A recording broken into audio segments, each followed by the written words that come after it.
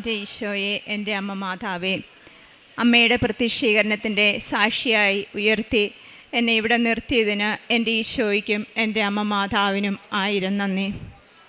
2024 ജാനുവരിയിലാണ് ഞാൻ ആദ്യമായിട്ട് ഓൺലൈൻ ഉടമ്പടി എടുക്കുന്നത്.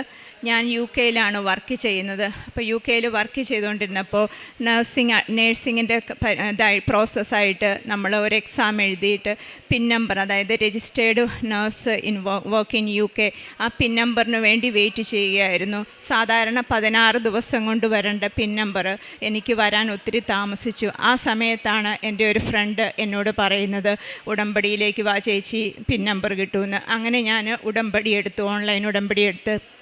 പിന്നെ ആ തടസ്സങ്ങളെല്ലാം മാറ്റി എനിക്ക് പിൻ നമ്പർ കിട്ടി. പിന്നെ ഒരു ജോലി ആയിരുന്നു എനിക്ക്. എൻ്റെ അമ്മ മാതാവ് എനിക്ക് ആ ഒരു ജോലി ഒരുക്കി വെച്ചിട്ടുണ്ടായിരുന്നു. അതുകൊണ്ടാണ് ആ പിൻ നമ്പർ വരാൻ താമസിച്ചെന്ന് പിന്നീട് എനിക്ക് മനസ്സിലായി. അപ്പോൾ ഒരു നേഴ്സ് പോലും ഒരു ഇന്ത്യൻ നേഴ്സ് പോലും ജോലിക്ക് കൊടുക്കാത്ത ഒരു നഴ്സിംഗ് കെയർ ഹോമിൽ എനിക്ക് ഒരു അമ്മ മാതാവ് എനിക്ക് ഒരു നേഴ്സായിട്ട് ജോലി തന്നു. അമ്മ എന്നെ ഒത്തിരി അനുഗ്രഹിച്ചു. അപ്പോൾ ആ സമയത്തെല്ലാം എൻ്റെ അമ്മയുടെ കാശുരൂപം ഓൺലൈൻ ഉടമ്പടി ആയതുകൊണ്ട് ചെറിയൊരു കാശുരൂപം ഉണ്ടായിരുന്നുള്ളൂ. എവിടെ പോയാലും എൻ്റെ അമ്മയുടെ കാശുരൂപവും ഉടമ്പടി ഉപ്പും ഞാൻ കൊണ്ടുപോകുമായിരുന്നു. ഇൻ്റർവ്യൂവിന് പോകുമ്പോൾ ഓഫീസ് മുറികളിൽ ആരും കാണാതെ എൻ്റെ അമ്മയുടെ ഉടമ്പടി ഉപ്പ് ഒരു ശകലം എവിടെയെങ്കിലും ഞാൻ വിതറും. അമ്മ മാതാവ് ഇൻ്റർവ്യൂ അറ്റൻഡ് ചെയ്തു കൊള്ളണം, അമ്മ മാതാവ് സംസാരിച്ചു കൊള്ളണം, എനിക്ക് യോഗ്യതയില്ല എന്ന് ഞാൻ ആദ്യമേ പറയും. അങ്ങനെ ജോലിയിൽ നിൽക്കുന്നു. ഒത്തിരി വിഷമങ്ങളും ഒറ്റപ്പെടലുകളും ഒക്കെ ഉണ്ടാകുമ്പോൾ എന്നെ വേദനിപ്പിക്കുന്ന വ്യക്തികൾ ആദ്യം നമ്മൾ മനസ്സിൽ വിഷമം തോന്നും. പിന്നീട് ഞാൻ ഓർക്കും, ഞാൻ എന്തിനാ വിഷമിക്കണ്ടേ, എൻ്റെ ഈശോയും എൻ്റെ മാതാവും എൻ്റെ കൂടെ ഉണ്ടല്ലോ, അവരെ ഞാൻ സമർപ്പിച്ചിട്ട് പരിശുദ്ധാത്മാവ് കൊണ്ട് അവരെ നിറയ്ക്കണേ എന്ന് പ്രാർത്ഥിക്കും. അപ്പോൾ 2 ദിവസം കഴിയുമ്പോൾ എനിക്ക് തന്നെ അവരെ അറിയാം. എന്നെ ഒറ്റപ്പെടുത്തിയവരുടെ മുമ്പിൽ അവരെന്നെ ഉയർത്തിപ്പിടിക്കുന്നത് എൻ്റെ അമ്മ മാതാവിൻ്റെ സ്നേഹത്താൽ എന്നെ ഉയർത്തിപ്പിടിക്കുന്ന എനിക്കറിയാം. അങ്ങനെ ഇരിക്കുമ്പം ഡ്രൈവിംഗ് ലൈസൻസിന് അപ്ലൈ ചെയ്തു. UK ഡ്രൈവിംഗ് ലൈസൻസ് കിട്ടാൻ ഒത്തിരി പാടാണ്. തിയറി ടെസ്റ്റ്, പ്രാക്ടിക്കലെല്ലാം പാസ്സാകണം. രണ്ടാമത്തെ തവണ തന്നെ അമ്മ മാതാവിൻ്റെ കാശുരൂപം എൻ്റെ കയ്യിലുണ്ടായിരുന്നു. ഞാൻ വണ്ടി ഓടിക്കുമ്പോൾ പ്രാക്ടിക്കലിന് പോയപ്പോൾ എന്തനുഗ്രഹത്തോടു കൂടിയാണ് ആ പ്രാക്ടിക്കൽ ടെസ്റ്റ് പാസ്സായിട്ട് അമ്മ എനിക്ക് ഡ്രൈവിംഗ് ലൈസൻസ് വാങ്ങിത്തന്നു. പിന്നെ എൻ്റെ അടുത്ത സാക്ഷ്യമെന്ന് പറയുന്നത് NCLEX-RN എക്സാം ആയിരുന്നു. അതായത് നമ്മൾ അമേരിക്കയ്ക്കൊക്കെ പോകുമ്പോൾ നേഴ്സായിട്ട് വർക്ക് ചെയ്യാനുള്ള ഒരു എക്സാമാണ്. അത് വളരെ നേഴ്സുമാരെ സംബന്ധിച്ച് ഒരു ടഫസ്റ്റ് എക്സാമാണ് NCLEX-RN എന്ന് പറയുന്നത്. ഞാൻ 1 എഴുതി തോറ്റുപോയതാണ്. അപ്പോൾ അതെനിക്കറിയാം എത്രമാത്രം എന്നെക്കൊണ്ട് അത് സാധ്യമാവുമെന്ന് എനിക്കറിയാം. അപ്പം ഞാൻ മാതാവിനോട് പറയും, ഇങ്ങനെ സംസാരിക്കും. ഞാൻ നടക്കുന്ന വഴിക്കെല്ലാം മാതാവിനോട് ഞാൻ ഒരേ കാര്യങ്ങൾ സംസാരിക്കും.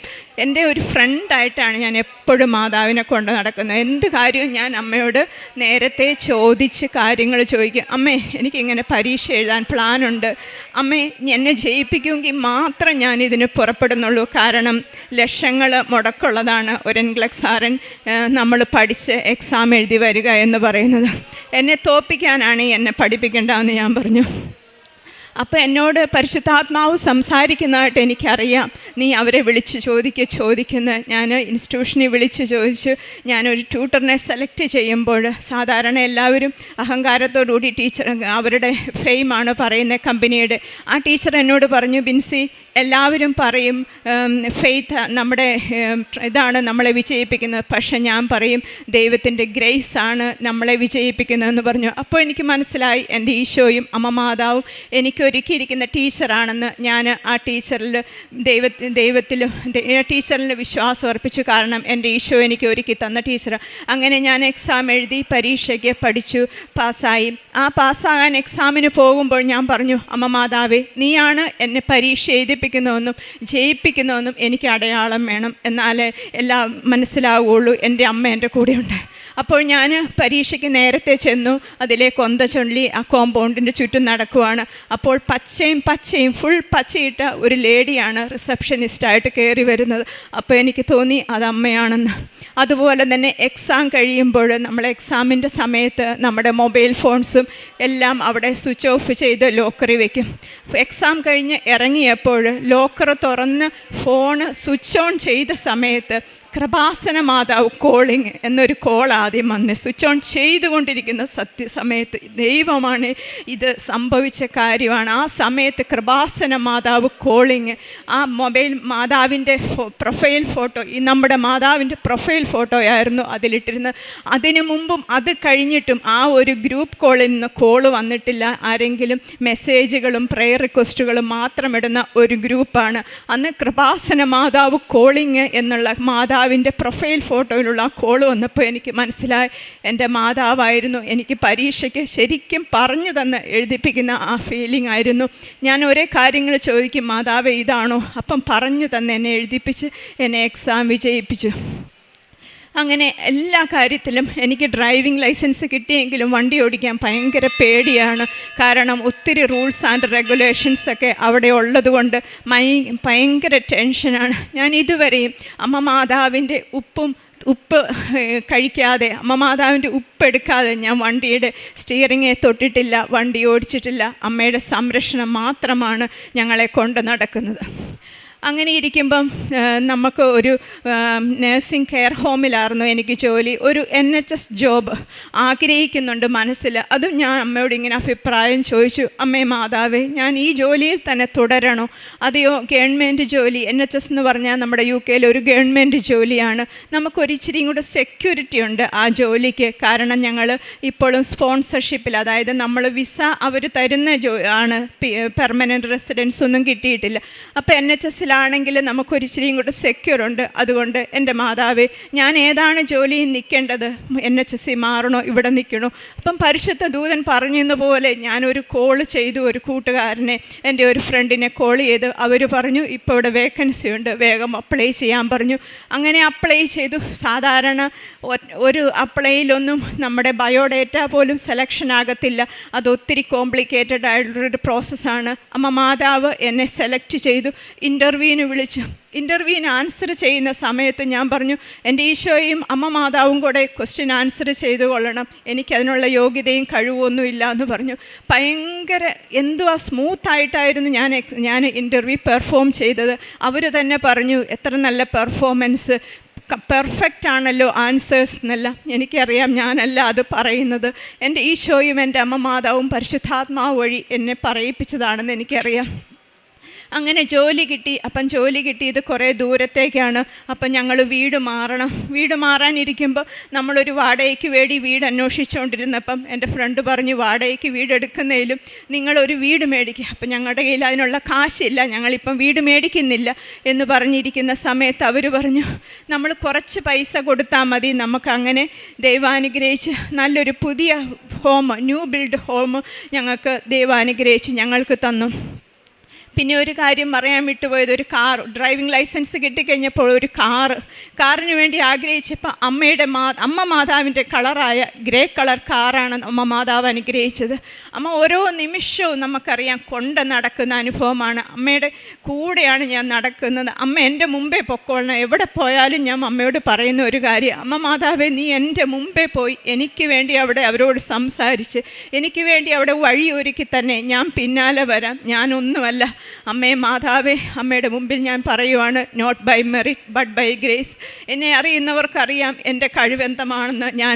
ഞാൻ എന്തുകൊണ്ട് എല്ലാവരും പറയും നീ മിടുക്കിയല്ലേ നിനക്ക് കിട്ടിയെന്ന്. ഞാൻ അവരോട് പറയും, ഞാൻ മിടുക്കിയായിരുന്നെങ്കിൽ എന്തേ ഈ 40 വയസ്സ് വരെ ഈ നാട്ടിൽ കിടന്നത്? 40 വയസ്സായപ്പോൾ എന്തുകൊണ്ടാണ് ദൈവം എന്നെ UK വിട്ടത്? എൻ്റെ കഴിവ് എന്തിയായിരുന്നു? എൻ്റെ കഴിവല്ല, എൻ്റെ ഈശോയുടെ സ്നേഹവും അമ്മയുടെ സാന്നിധ്യവും മാത്രമാണ്. ക്ഷമ. എനിക്ക് എല്ലാവരോടും എനിക്ക് ഈ ഉടമ്പടി എടുത്തപ്പോഴുള്ള ഒരു നന്മയാണ് ദൈവത്തിൻ്റെ മുമ്പിൽ എനിക്ക് പറയാനുള്ളത്. ക്ഷമിക്കുക. എന്നെ ഉപദ്രവിച്ചിട്ടുണ്ട്, എന്നെ വാക്കുകൊണ്ട് എൻ്റെ കുറ്റം പറഞ്ഞവർ എല്ലാവരും ആരൊക്കെ ആയാലും എനിക്ക് ആരോടും ഒരു വെറുപ്പില്ല. എല്ലാവരോടും ക്ഷമിച്ച് മിണ്ടാനുള്ള ഒരു കൃപ എൻ്റെ ദൈവം എൻ്റെ ഈ ഉടമ്പടിയിലൂടെ തന്നിട്ടുണ്ട്. ഞാൻ എവിടെ സഞ്ചരിച്ചാലും എൻ്റെ അമ്മ മാതാവിൻ്റെ കാശുരൂപവും എൻ്റെ അമ്മയുടെ ഉപ്പുമുണ്ട്. ഇത്രയും തന്ന അനുഗ്രഹങ്ങൾ തന്ന എൻ്റെ ഈശോയ്ക്കും എൻ്റെ അമ്മ മാതാവിനും 1000 നന്ദി. പിന്നെ പ്രേക്ഷിത പ്രവർത്തനമായിട്ട് എല്ലാ ദിവസവും അച്ഛൻ്റെ ഡെയിലി ബ്രെഡ് സ്റ്റാറ്റസായിട്ട് ഇടാറുണ്ട്. പിന്നെ കാണുന്നവരോടെല്ലാം എൻ്റെ ഈശോയെക്കുറിച്ചും ഈ കൃപാസന അമ്മ മാതാവിനെക്കുറിച്ചും പറയാറുണ്ട്. പിന്നെ ഡെയിലി ബ്രെഡിലൂടെ കിട്ടിയ ഒരു അനുഭവം എന്ന് പറഞ്ഞാൽ, ഞാനൊരു ബയോമെട്രിക് NCLEX RN ചെയ്തുകൊണ്ടിരുന്നപ്പം ഒരിക്കലും അച്ഛൻ ആ ഒരു വാക്ക് പറഞ്ഞ് പ്രാർത്ഥിച്ചിട്ടില്ല. എൻ്റെ ബയോമെട്രിക്ക് ആദ്യം ഒന്ന് ചെയ്തിട്ട് ഫെയിലായിപ്പോയി. അപ്പം ഞാനിങ്ങനെ വിഷമിച്ചിരിക്കുവാണ്, ഇനിയും ബയോമെട്രിക് ഫെയിലായിപ്പോയാൽ. അപ്പോൾ അന്ന് അച്ഛൻ്റെ ഡെയിലി ബ്രെഡിൽ അച്ഛൻ പറയുവാണ്, ഇന്ന് ബയോമെട്രിക്കിന് വേണ്ടി ഒരുക്കിയിരിക്കുന്നവരെ സമർപ്പിച്ചിട്ട് പ്രാർത്ഥിച്ചു. അത് ഭയങ്കര അത്ഭുതമായിരുന്നു. ഒരു തടസ്സവും കൂടാതെ ആ ബയോമെട്രിക് അന്ന് ക്ലിയറായി മാതാവ് തന്നു. അങ്ങനെ നമ്മൾക്ക് ആദ്യം കിട്ടിയ, പിന്നെ ആദ്യമായിട്ട് ഞാൻ ഈ മാതാവിൻ്റെ മണ്ണിൽ കാല് കുത്തിയത് 2024 ഒക്ടോബർ 30, അന്ന് എൻ്റെ ബർത്ത്ഡേ ആയിരുന്നു. എൻ്റെ ബർത്ത്ഡേക്ക് എൻ്റെ ഈശോ തന്ന ഏറ്റവും വലിയ ഗിഫ്റ്റായിരുന്നു എൻ്റെ ബർത്ത്ഡേയുടെ അന്ന് എൻ്റെ അമ്മയുടെ ഈ പടി കാല് കുത്താൻ അവസരം തന്നത്. അതിന് ഒത്തിരി നന്ദി പറയുന്നു. പിന്നെ പറ്റുന്ന രീതിയിൽ മറ്റുള്ളവർക്ക് ചാരിറ്റിയായിട്ട് സഹായം കൊടുക്കാറുണ്ട്. പ്രേക്ഷിത പ്രവർത്തനമായിട്ട് ആദ്യം പത്രം കൊണ്ടുപോയുള്ളായിരുന്നു. ആ പത്രം വിതരണം ചെയ്ത് ഈശോയെക്കുറിച്ച് പറഞ്ഞു. ചെറിയ കാശുരൂപ ഇവിടെ നിന്ന് വാങ്ങിക്കൊണ്ട് പോയായിരുന്നു. ഉപ്പ് കൊണ്ടുപോയായിരുന്നു. അതൊക്കെ പറ്റുന്നവർക്കൊക്കെ വിതരണം ചെയ്തു. പിന്നെ ഒരു കാര്യം പറയാൻ വന്നത്, ഞങ്ങളുടെ വീട് വെഞ്ചിരിപ്പിന് ഞങ്ങൾ ഒരു അച്ഛനെ വിളിച്ചു. ഞങ്ങൾ പരിചയമില്ലാത്ത സ്ഥലമാണ് എങ്കിലും ആ അച്ഛൻ വന്ന് വീട് വെഞ്ചിരിക്കാൻ വന്നപ്പം കൃപാസന മാതാവിൻ്റെ ഫോട്ടോ കണ്ടു. അപ്പോൾ അച്ഛൻ പറയുവാണ്, ഞാൻ കൃപാസനത്തിന് വേണ്ടി വർക്ക് ചെയ്യുന്ന ഒരു ഫാദർ ജാക്സൺ ആയിരുന്നു. UK നമ്മുടെ ഫാദർ വരുമ്പോൾ ആ അച്ഛനാണ് ആക്റ്റീവായിട്ട് UK വർക്ക് ചെയ്യുന്നത്. അങ്ങനെ അമ്മ മാതാവ് ഒരുക്കി തന്ന വീടാണെന്ന് അടുത്ത ഒരു തെളിവും കൂടെയാണ് തന്നിരിക്കുന്നത്. ഈശോ തന്ന എല്ലാ അനുഗ്രഹങ്ങൾക്കും നന്ദി പറയുന്നു. ആമേൻ. പ്രഭാഷകന്റെ പുസ്തകം 39-ാം അധ്യായം 33 മുതലുള്ള വാക്യങ്ങൾ. കർത്താവിൻ്റെ പ്രവൃത്തികൾ ഉത്തമമാണ്, യഥാസമയം അവിടുന്ന് ആവശ്യം നിറവേറ്റുന്നു. ഒന്ന് മറ്റൊന്നിനേക്കാൾ മോശമാണെന്ന് പറയാനാവില്ല. ഓരോന്നും യഥാകാലം നന്മയായി തെളിയും. പരിശുദ്ധ അമ്മയുടെ പ്രത്യക്ഷീകരണ സാക്ഷിയായിട്ട് ബിൻസി ദേവസ്യ തൻ്റെ അനുഭവ സാക്ഷ്യം നമുക്ക് മുമ്പിൽ പങ്കുവെക്കുകയായിരുന്നു. ഉടമ്പടി എടുക്കാനുണ്ടായ സാഹചര്യവും അതിനെ തുടർന്നാണെങ്കിലും തനിക്ക് നഴ്സിംഗ് ജോലി സംബന്ധമായ പിൻ വെരിഫിക്കേഷൻ നമ്പർ ലഭിക്കുകയും തുടർന്ന് നഴ്സിംഗ് കെയർ ഹോമിൽ ജോലി ലഭിച്ചത് പരിശ്രമം ചേർന്നുള്ള ഉടമ്പടി ജീവിതം തന്നെയാണ്. മുമ്പോട്ടുള്ള ജീവിതത്തിലും തനിക്ക് NCLEX RN എക്സാം എന്നത് പാസ്സാകണമെന്നൊരു വലിയൊരു കടമ്പ തന്നെയാണ്.